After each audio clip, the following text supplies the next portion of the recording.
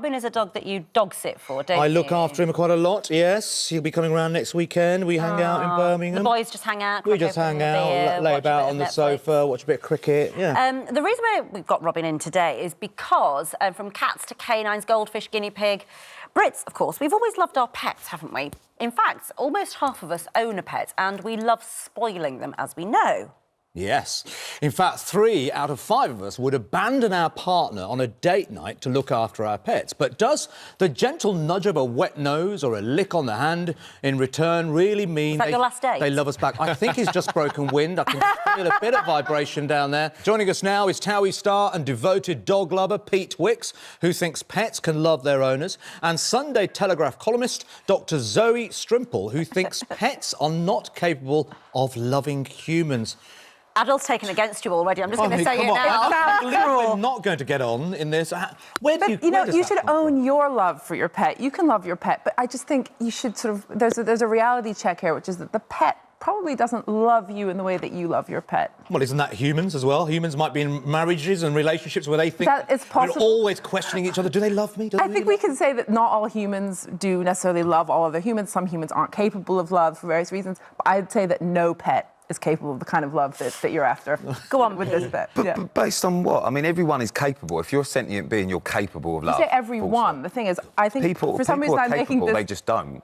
Well, I'm making a controversial point here, which is that animals aren't people, so therefore, like, there's a limit on the love. They are a sentient being, which means that they are capable of complex emotions. Well, my dog suffers depression and anxiety. That's a complex emotion. But I think they should be able to suffer, or they should be able to express love as well. Some of those are kind of natural reactions, but I think that love is probably... I like to think of love as being a complex human emotion. Go on. So, Pete, how does... But why, Eric? But why you keep... I just want to know how Eric... Why is it just a human emotion, love? No, but how do you know that Eric loves you? What are the things that Eric does that exude love to you? Yeah. I mean, so Eric suffers separation anxiety when I'm not around, so it's not just a case of the fact that I feed and water him. I do that, by the way, but it's not just that. It's if I'm not there, he won't eat. He won't. Oh, I see you in Eric. Is that Eric? Oh, he's such a beautiful boy. Look. But it's not just that. Just because dogs can't physically say "I love you" does not mean they don't express it in different ways. I tell you what I like here. Georgina on Twitter says definitely, as in pets can love you. My dog smiles at me when I get home from work. This is just absolute. I mean, I love dogs. I had really adorable dogs growing up as a kid. They seem to do things that we can so easily project our human sort of things onto. It's almost insulting to the innate dogginess of the dog to be like, oh, it's smiling and it wants all these human things that I want. And, you know, when people pamper their dogs in ways that they're like actual babies, I always feel bad for the dog. The poor dog wants to be a dog. It's a dog. But they are. When they're puppies, they are babies. They're baby dogs. So why wouldn't you pamper them and look after them? I mean, you're right, they are cuter than some human babies. What would you do with them if not look after them? No, you should look after them. But I just get concerned when I see people, for instance, roasting chickens for little, you know, whatever his name is, Popsy or whatever. Well, what are you saying? What we should feed them then? Just dog food. But that's dog food. What, processed dog food or what? Yeah, what is dog food? So the key for an animal. I'm very passionate about this. Presumably the key for an animal is crying in a minute. to run around outside. I don't. Well, they can run around outside after they've had their chicken. Again, this is just personification. I have to say I cringe when I see this. When people are sort of almost worrying about the dietary kind of tastes of the dog just needs to have some basic nutrients. Do you think that it shouldn't be eating off the table? That's another thing. People, the dog jumps up and people kiss the dog and the dog gets in the bed. It's too much. You know, I'm reading Robin gets in my bed. Yeah, well, my dog sleep with me. We have a nice exactly. But I find that I think like the dog can be on the floor and it's dog bed. Shouldn't be in the bed. Can I just say, how do you clean your bed sheets? Because this was you earlier when you picked up Robin for about 2 minutes, and afterwards it took you 10 minutes to clean your suit up. Look, there's me reading my notes. Behind me, you've got like, look, you're like, oh, give us that. Where's that lint? Get me the lint. Me, completely oblivious. Is someone doing it for you? With surgical gloves on for some reason. Kate with surgical gloves. This will work. What? Hello. Look, could I be more interested? I think it's actually the suit. The suit attracts it more, but generally sometimes it doesn't. But it's fine. You just get used to it. Get used to it. It's fine. Here we go. All right, our editor Nick is going. You two look like you get on. I think we should ask why the like. I mean, it happens often that I hear people talking about really serious social situations. So I think, and really kind of deep psychological things, which I think is their kids. No, it's their dog. Like literally, they're saying. Well, that's okay. We can love the dog, can't we? Why are we doing that? We can love a dog. We can love a dog, but we should. I tell you what I was reading. Dogs feelings. domesticated by humans 15,000 years ago. So they are the first animal that we domesticated as human beings, which is why over thousands of years dogs have evolved to read human emotions. They can actually, you know, it's sort of prove that they can tell your mood. They can, and in a way, isn't that what a friend does? So if I'm friends with Pete and Pete looks a bit down, I'm like, oh, I'll give you a little hug.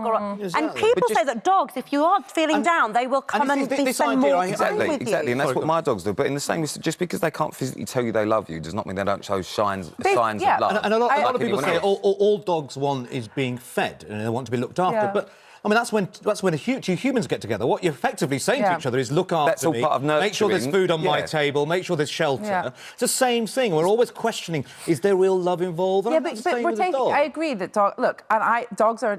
There's different intelligent levels in different animals. Dogs aren't rabbits, you know, whatever. They have different behaviours. Yeah. But I still think that we're just talking about them. We're saying, oh, the dog can't... Just because the dog can't talk, that's quite a big deal. But can your guinea pig or your parrot... He's not saying... So therefore, we don't know. When we're saying, well, just because he can't say he loves, you know, that doesn't mean. But it kind of does. Are we all agreeing that cats can't really love you because cats are a bit snooty, aren't they? No, see, even that I don't agree with. Oh, OK.